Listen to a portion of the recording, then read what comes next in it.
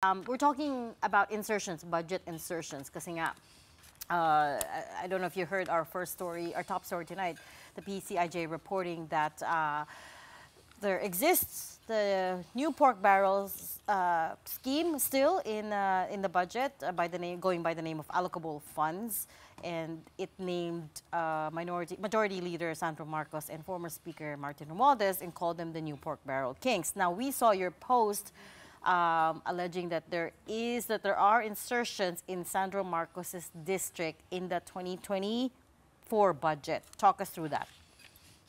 Yes, regarding that, I made my own research on the 2024 budget. I compared the National Expenditure Program, which is the draft from Malacanang, and the final General Appropriations Act for the 2024 budget, which was deliberated when I was still in the House of Representatives. The files are publicly available in the website of the Department of Budget and Management. So when I had extra time, I checked and I confirmed na meron ngang mga insertions doon sa district ng ating presidential son, si Sandro Marcos. And hindi ko lang pa natapos kasi sobrang dami talaga eh. It would really take time, pero it confirms na nangyayari nga yung pag-insert ng mga projects na mismo yung mga kongresista yung nagpo-propose. And given that right now ang term na ginagamit na ng legislators ay allocables, we really fear that for the 2026 budget, nandyan pa rin yung system, inibala yung pagtawag.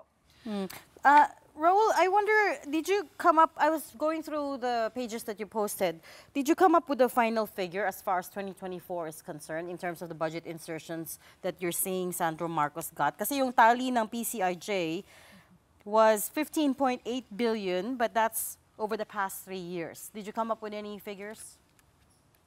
So far, hindi pa po natin siya natatapos since after I finish with the 2024 budget, gusto po ning tingnan pati yung 2023 tsaka yung 2025 kasi yun yung tatlong budget na dumaan sa amin noong 19th Congress. Pero while pending pa rin yan, what we have seen is that it is really possible for members of the House, especially those who are close to the President, to nominate their favored projects para sa mga distrito nila.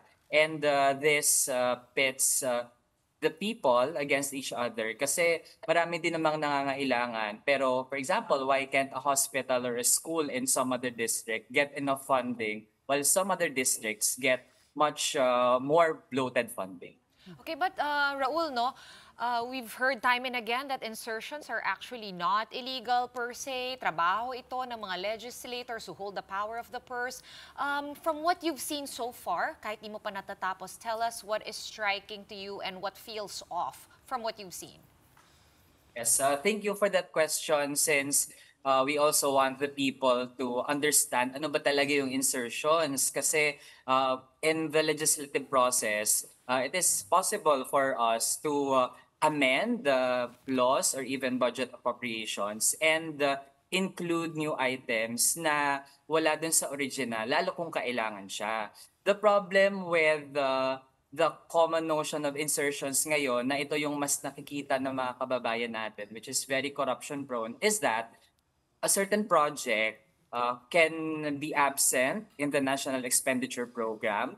And even when the House or the Senate have already approved their own versions of the budget, pwedeng wala pa rin yung mga project na yon.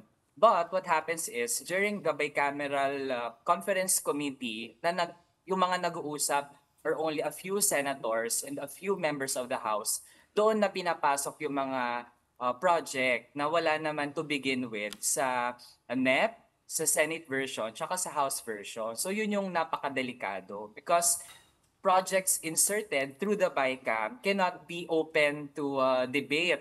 Kasi pag binabalik sa amin yung BICAM version ng budget, what we get are already the bulk figures. Hindi kasama din yung attachments ng mga projects na naipasok pala through the BICAM. At later on, pipirmahan na ng presidente. So insertions done through the BICAM are very dangerous.